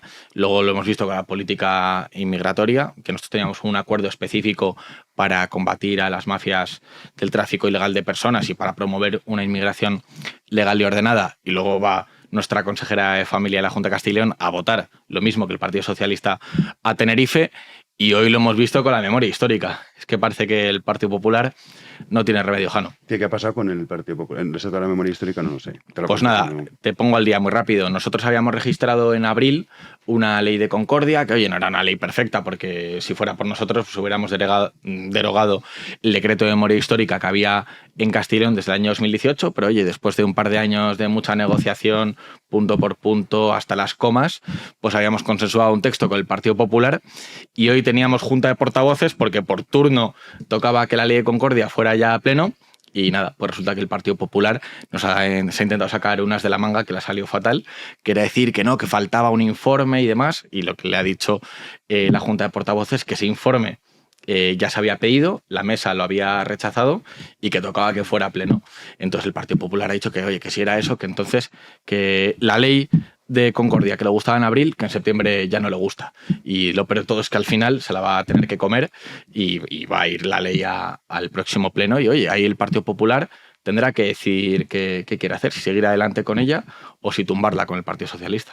Pero sí que es verdad que hay mucha gente que no ha entendido en la situación en la que estamos, ahora hablaremos de Sánchez y el gobierno que desgraciadamente tenemos en este país, esa ruptura en un momento tan delicado a nivel institucional, a nivel político, a nivel social, a nivel también los medios de comunicación, ahora lo estamos viendo con esa última ley, que no ha entendido que Vox en ese momento diga, rompo. ¿Tú qué le dices a esa gente que dice, oye, yo vale, mejor el PP pues no me gusta, o incluso habrá gente que lo vote, y que no esté incómodo con que Vox esté controlándolo? Que hay muchos perfiles de votantes. Sabes que hay un perfil de votante del PP que es así, ¿no? Que dice, bueno, yo voto al PP, pero no me incomoda que Vox esté controlando. De hecho, en la Comunidad Valenciana también se han conseguido grandes logros, también en Castilla y León. Entonces, claro, ahora que te vayas, vas a dejar como al PP, digamos, que haga pues un poco la línea que tú estabas comentando ahora. ¿Qué le dirías a esa gente que está un poco enfadada, quizá con cierta razón, de decir es que ni en la oposición se ponen de acuerdo? Bueno, yo les entiendo perfectamente. O sea, yo creo que el votante no tiene la culpa. Será que los políticos nos explicamos bien del todo y esa es tarea nuestra, explicarnos mejor, ser muy didácticos y contar por qué hemos llegado hasta aquí. Nosotros en Castilla y León fuimos pioneros. Fuimos los primeros, primer gobierno de coalición, estando Vox dentro, no Vox con apoyo parlamentario, fue el nuestro, después de un gran resultado que obtuvimos en la campaña electoral. Y yo he sido un defensor entusiasta del pacto. O sea, yo he creído mucho en la colaboración PP-Vox, he sido el vicepresidente más de 2 años, hemos puesto mucho la otra mejilla, hemos tenido mucha paciencia. Y la verdad, yo lo vivo con cierta sensación de fracaso, el hecho de que hayamos tenido que salir del gobierno. Pero Pablo Casado trató de impedir que se formara ese gobierno con una oposición brutal y Feijóo, desde que cogió las riendas del Partido Popular, ha hecho todo lo posible para frustrar este gobierno. Entonces, es una pena. Vemos, el Partido Socialista se pone de acuerdo con quien sea. Así que es verdad que el Partido Socialista no tiene ningún escrúpulo, y más este Partido Socialista de Sánchez. Pero bueno, yo la verdad es que lo vivo también con cierta frustración, que el Partido Popular pues nos lo haya querido poner tan difícil, porque como pueden entender, pues con las cuestiones que hemos estado hablando, el Partido Popular tiene que entender que hay una parte de nuestras propuestas, que aunque estemos en minoría, que tienen que salir adelante. Si nos están haciendo constantemente la cama, poniendo zancadillas y dando patadas en la espinilla, pues nosotros nos salimos del campo. Y entonces que busquen otros apoyos parlamentarios. Y aquí ahora les hemos estado tendiendo la mano hasta el último minuto, pero es que parece que el Partido Popular pues que no quiere saber nada de Vox. Lo que sí que es verdad que el tema de la inmigración, que es un tema que las cosas como son, Vox lleva hablando sobre inmigración, diría, desde el inicio. Ahora sí que hay como una corriente dentro del Partido Popular que se preocupa más por este tema. De hecho, hoy Feijóo se reunía con Meloni, pero es curioso que ha sido la inmigración, en este caso el tema de los menas, lo que ha hecho que se rompiese ese pacto.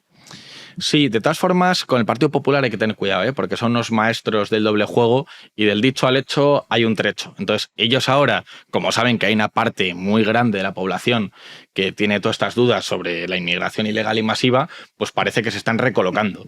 Pero hasta ahora lo que sabemos es que el Partido Popular, cuando ha llegado la hora de la verdad, la de decidir, la de posicionarse en los parlamentos y en los gobiernos, no ha hecho nada real, nada tangible para combatir la inmigración ilegal. Nosotros hemos presentado muchas propuestas y todas las han votado en contra y siempre de la mano del PSOE para esto.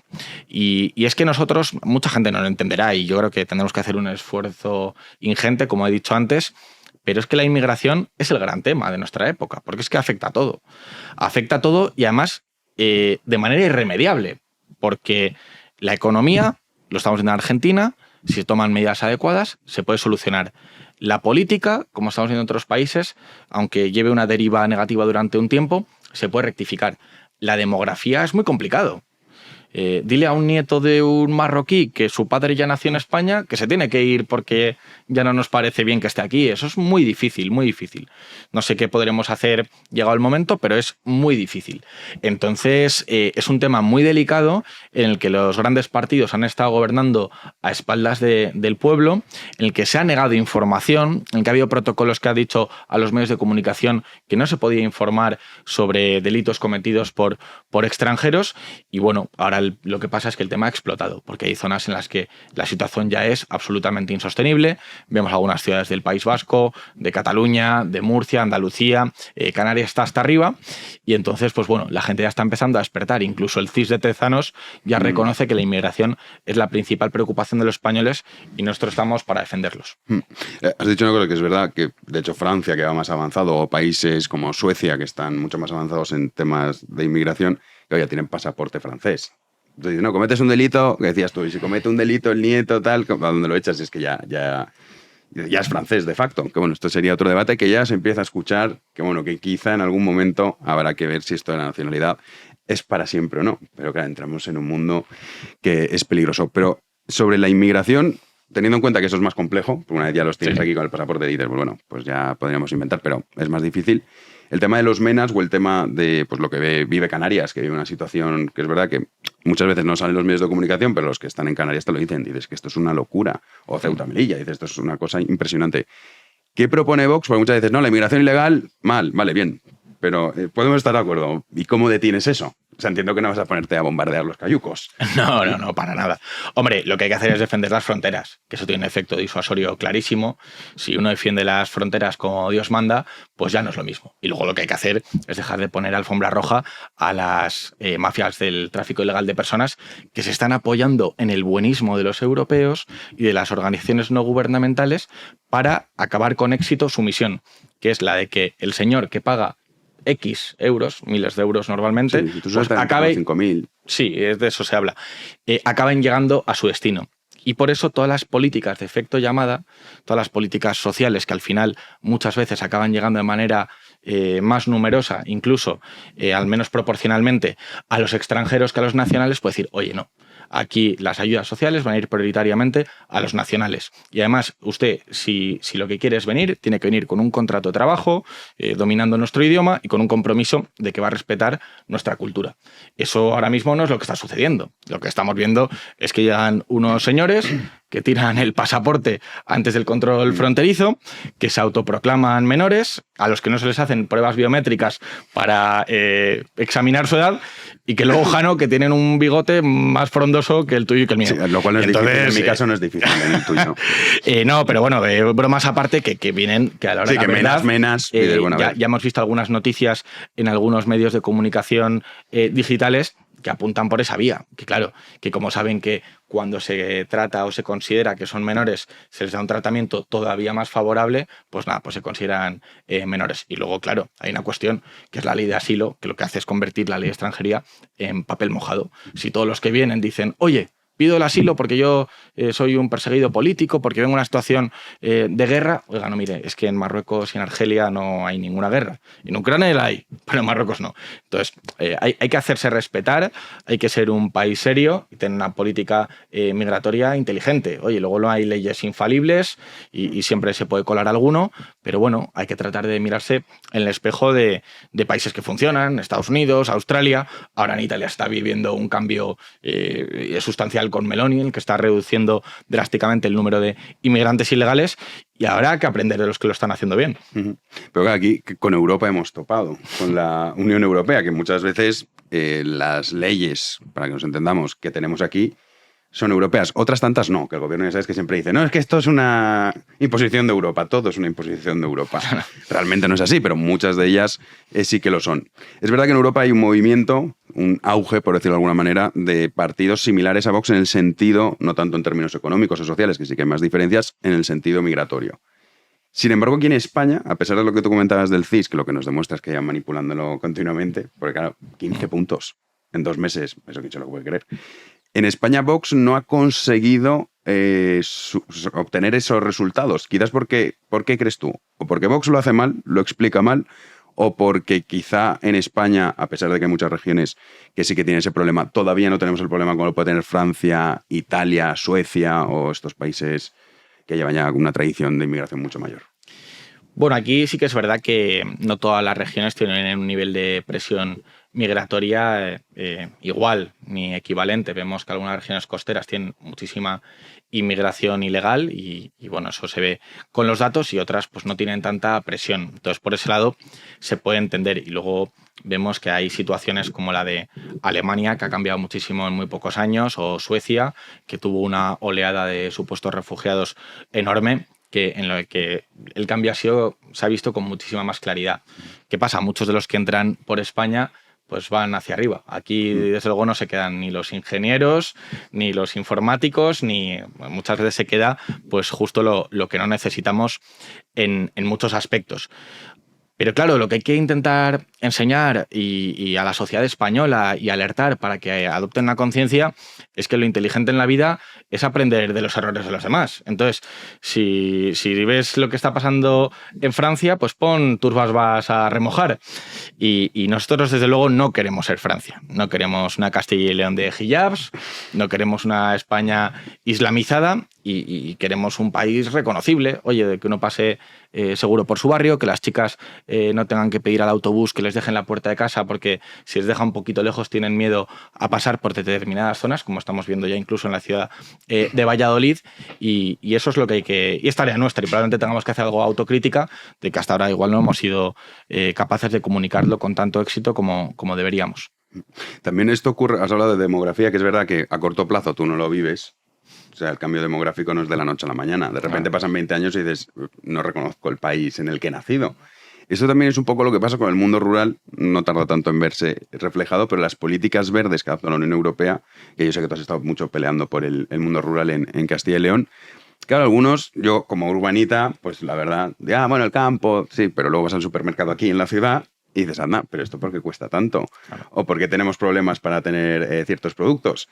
Y bueno, todo eso obedece a ciertas leyes. ¿También crees que ahí habría que hacer un ejercicio de decir, oiga, que lo que pasa en el mundo rural, para entendernos, le va a afectar a usted, pero directísimamente? A ver si se cree que las estanterías de los supermercados se llenan solas. Hay un problema enorme de desconocimiento de las actividades propias del medio rural.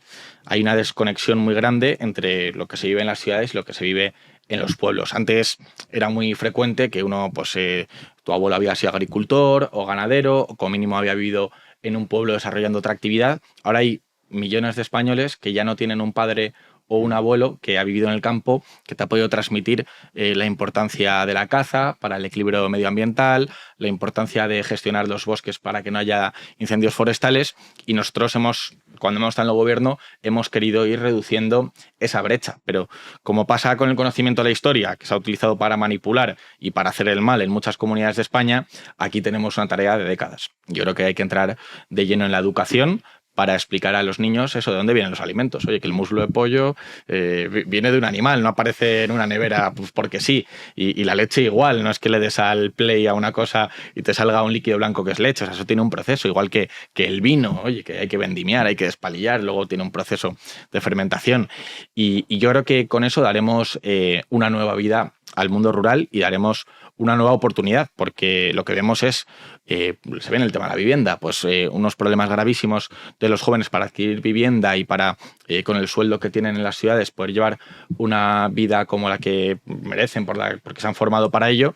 Oye, pues igual hay actividades rentables en el mundo rural, en el marco de la industria agroalimentaria, de la agricultura, de la ganadería, que si en Europa no nos asfixian a regulaciones y a un nuevo impuesto verde, pues que pueden merecer la pena de cara al futuro. Y nosotros ahí, la verdad, pues nos sentimos satisfechos de haber ejercido una labor de representación muy importante. Porque claro, lo que veíamos de gobiernos anteriores de la Junta de Castilla y León, de otros gobiernos autonómicos del PP, es que iban a Europa a santiguarse.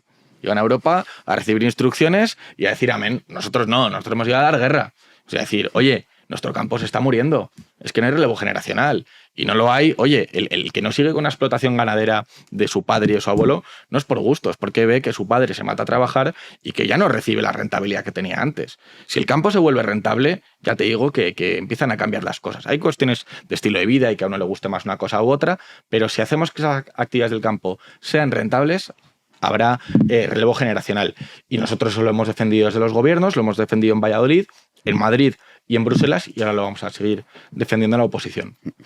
Has nombrado vivienda, la España vaciada, que también es un problema que ahora se escucha menos, pero tuvo su boom. Sigue existiendo ese problema, por decirlo de alguna manera. Yo siempre he pensado, ¿por qué en esas comunidades autónomas no se crean unas bonificaciones fiscales salvajes? Es decir, oye, pues si te vas a vivir un pueblo de menos de, no sé, 2.000, 5.000 habitantes, me da igual, ya ahí podrías poner un baremo, no pagas impuestos. O bueno, tienes bonificado, porque claro, tampoco la comunidad autónoma puede hacer eso, pero tienes bonificado todos los impuestos autonómicos o recibes ciertas ayudas, es decir, que se convirtiese como en un atractivo para decir, oye, pues me voy a vivir al campo, que además estoy ahí. Hoy en día con la digitalización, que muchos... Claro. Nómadas digitales, fíjate el mundo tan terrible en el que vivimos, que existe ese concepto. Sí. ¿Eso por qué no lo hacéis? Bueno, ahora ya tú ya no estás en el gobierno, pero ¿por qué no lo intentasteis en su momento? Pero que la pregunta es muy oportuna. Es que la pregunta es muy oportuna. Al último pleno de las Cortes de Castilla y León llevamos una iniciativa parlamentaria para bonificar el ITP y el AJD para la adquisición de vivienda de jóvenes. ¿Sabes qué votó la derechita baja impuestos que renuncia a la batalla cultural? Pues que no era la hora de bajar los impuestos. ¿Qué pasa? Que no, es que tenemos una política fiscal moderada. No, pues se acabó el tiempo de la moderación en ese aspecto, ¿no? O sea, llega el momento de la ambición histórica. Y oye, pues si hay que reducir alguna partida de gasto prescindible, pues se reduce. Aparte que luego yo creo que tendría un efecto positivo en la recaudación, porque si eso dinamiza el mercado inmobiliario y lo que viene es más gente a vivir a los territorios más despoblados, pues seguro que tendría un impacto económico positivo. Pero independientemente de eso, estamos viendo los informes del Banco de España que hay una generación de jóvenes que no están pudiendo adquirir vivienda. Nosotros presentamos un plan para reducir el precio de la vivienda vía bajada de impuestos y la derechita baja impuestos no quiere bajar impuestos. Pues no sabemos para qué se ha quedado la derechita.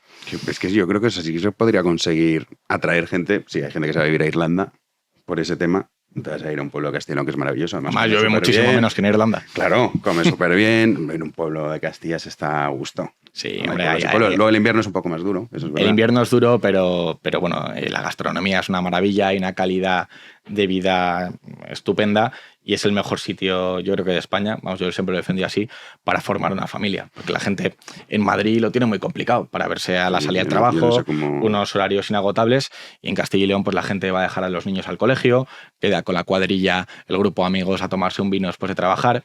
Eso, pues en Castilla y León la gente lo tiene y en otros sitios, pues no. Vamos a hablar un poco de Sánchez, ¿te parece? Vamos a política nacional porque, bueno, esta semana hemos tenido el anuncio, que ya lo sabíamos, sobre la ley esta de medios y sobre todo con el tema esta de la financiación pública. Claro, en vuestro momento, cuando vosotros llegasteis al gobierno en Castilla y León, ¿qué hicisteis con el tema de la publicidad institucional?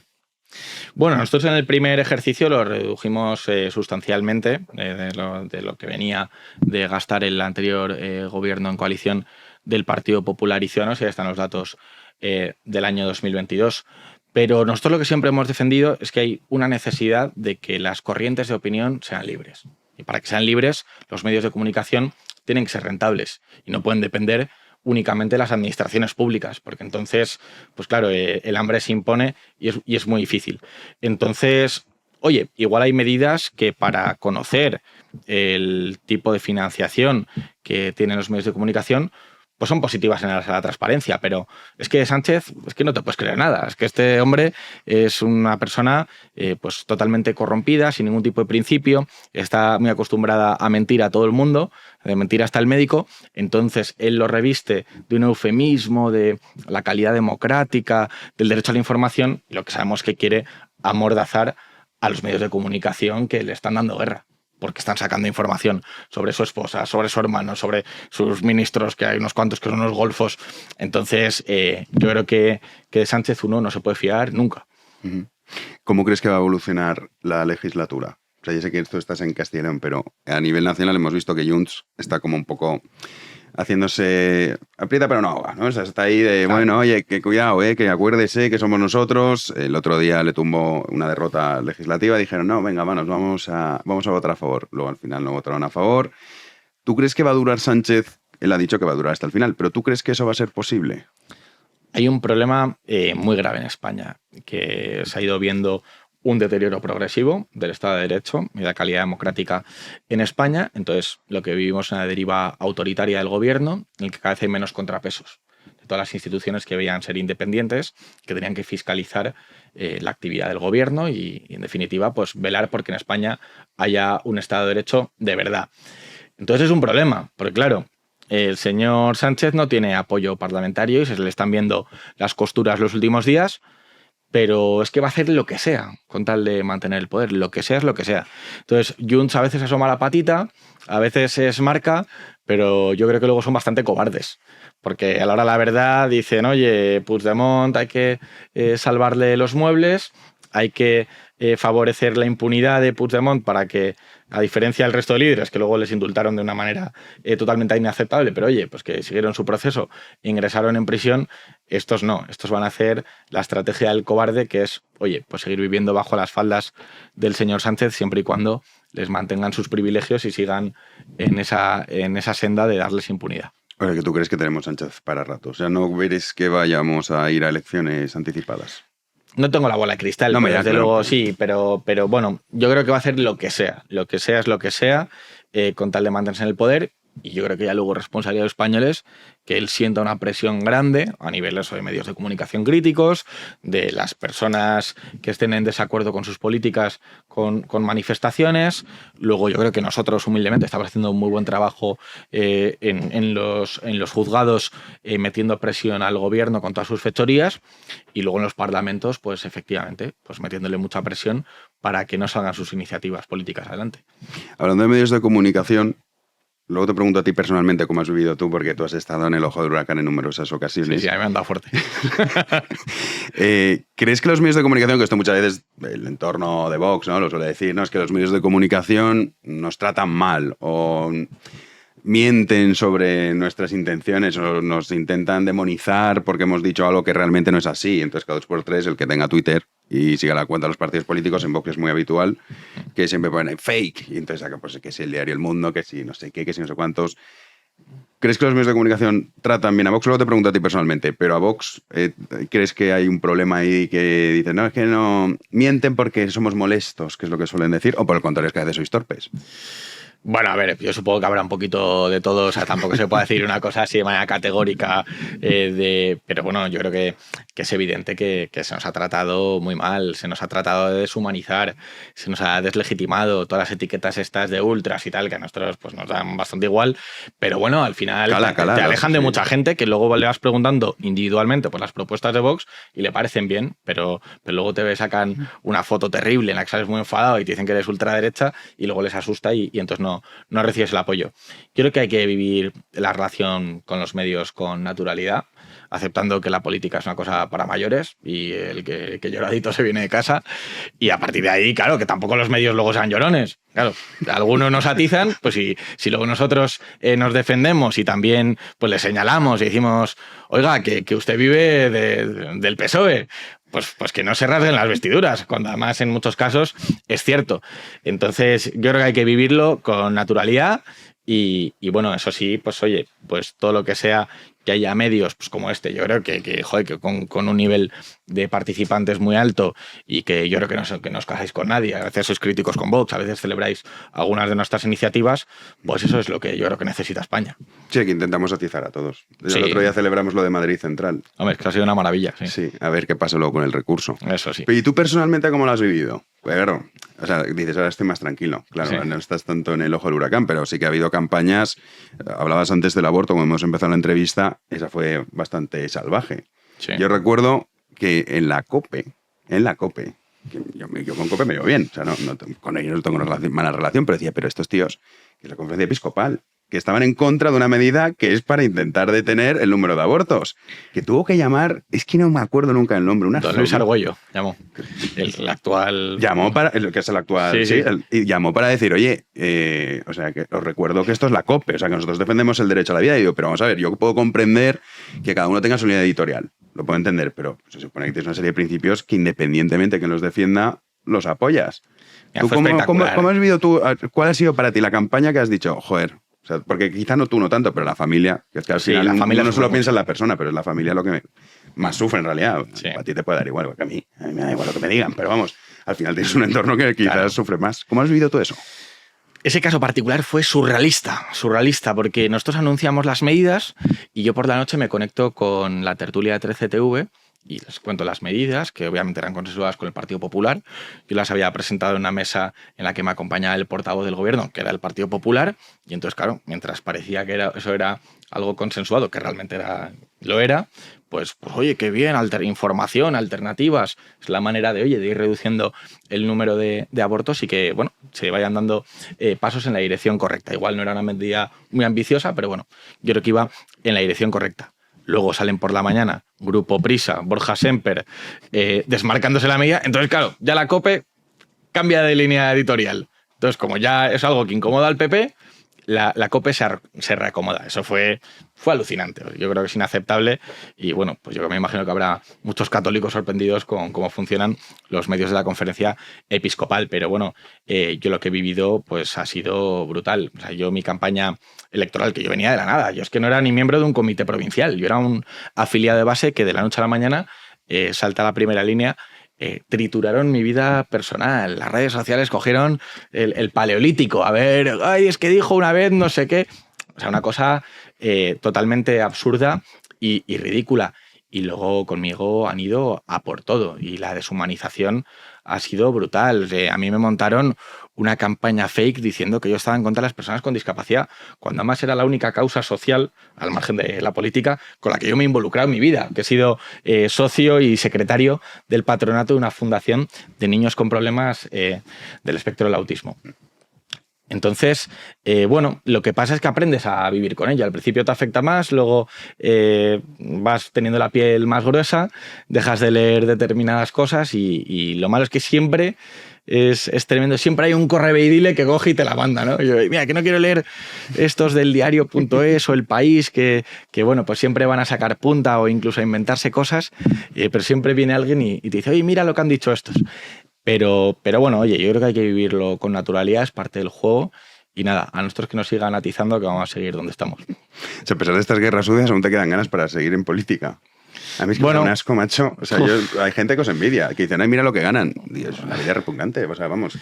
Mira, con lo que ya te lo digo, me refiero. Que no entiendo cómo tenéis ganas de estar en ese mundillo, que ya no es lo que decía Churchill también muchas veces, ¿no? Los adversarios están delante, los enemigos los tienes detrás. O sea, es que es un mundo que es muy sórdido. Mira, todos los mundillos lo son, ¿eh? También está la comunicación, no se crean ustedes, que para flipar también lo que hay por ahí. Igual el tema de redes sociales también. Pero la política... Él dijo el otro día. Además, tú en tu caso no necesitas vivir de la política. Bueno, a ver, a mí es un tema que me incomoda un poco decir, pero bueno, ahora como hay tantísima transparencia y uno cuando se presenta tiene que hacer una declaración de bienes y tienes que presentar las últimas declaraciones de la renta, yo la verdad es que perdí poder adquisitivo cuando entré en política y desde luego perdí mucho tiempo libre, porque muchos fines de semana son para campañas electorales, para encuentros con afiliados. Este fin de semana voy a estar en una comida con afiliados en Burgos y en fin, desde luego yo, visto esa perspectiva, pues no salí ganando, pero claro, hay gente a la que nos duele España y que tenemos unos principios que vemos que están cada vez más arrinconados y bueno, a mí me pasó por delante una oportunidad, un tren que pensé que oye, que igual no me venía el momento ideal de mi vida, que estaba ya pensando en casarme y formar una familia, pero bueno, me pasó por delante y pensé que era de esos trenes que a veces solo pasan una vez y bueno, estoy tratando de aprovechar la oportunidad y oye, y sin dejarme nada en el tintero, porque al final hemos defendido cosas muy distintas. Hemos hablado del campo, hemos hablado del derecho a la vida, de una inmigración legal y ordenada y de muchas otras cosas. Y bueno, esa es la satisfacción que nos queda, que desde luego es un juego sucio, como dijo el otro día Donald Trump, creo que en una entrevista, pero bueno, con la sensación del deber cumplido y de defender lo correcto. Para acabar, ¿qué has dicho Donald Trump? Pronóstico para las elecciones de Estados Unidos. ¿Cómo lo ves? Yo creo que la sociedad de Estados Unidos está en tal nivel de decadencia en algunos indicadores económicos, en algunas situaciones sociales. Yo estuve en San Francisco el año pasado flipas. Y en la puerta del hotel, pues bueno, personas que obviamente hayan consumido fentanilo o algo parecido, que tiene toda la pinta de que Kamala Harris no tiene muchas posibilidades, pero bueno, habrá que estar atentos, seguro que es una campaña divertida. ¿Tú crees que va a ganar Trump? Yo creo que sí, pero... Sí, que creo que sí, pero bueno, parece que está ajustado el tema. Sí, yo creo que al final el sentido común se impone y no creo que los americanos voten a una señora como Kamala Harris. Bueno, a ver si es verdad, porque eso, ya sabes que decía Chesterton que el sentido común es el menos común de los sentidos. Pues a ver qué pasa. Pues nada, Juan, oye, mil gracias por tu visita. Y bueno, como aquí vamos con elecciones cada 2 por 3, seguro que antes o después te volveremos a pedir que vengas a visitarnos y hablar un poco de todo. Pues nada, Jano, encantado de estar contigo. Y oye, nada, si la política no sale bien, yo me vengo a tus tertulias, que lo tengas claro. Hombre, no, para uno que se mete en política, quédate ahí. Para uno que decide arruinar su vida, quédate ahí. Eso dice mi madre. Las madres suelen tener siempre razón. Pues mil gracias por tu visita. Y nosotros vamos a despedir ya este programa. Les emplazamos al próximo lunes, que regresaremos aquí en Libertad en Vigo Media a las 9 de la noche. No sin antes recordarles que este fin de semana tienen el viernes Lo que no te han contado de Rubén Arranz, el sábado tienen Economía en Llamas y también Alberto Garín, el domingo tienen el estreno de La Taberna Ilustrada de Julio Llorente, en el que lamento decirles que voy a estar porque vamos a hablar de la libertad de expresión, un debate a favor o en contra. No sabemos cómo va a salir, pero ahí estaremos. Así que nada, eso sí, nosotros en Libertad regresamos a las 9 de la noche. Como siempre, muchísimas gracias por estar ahí.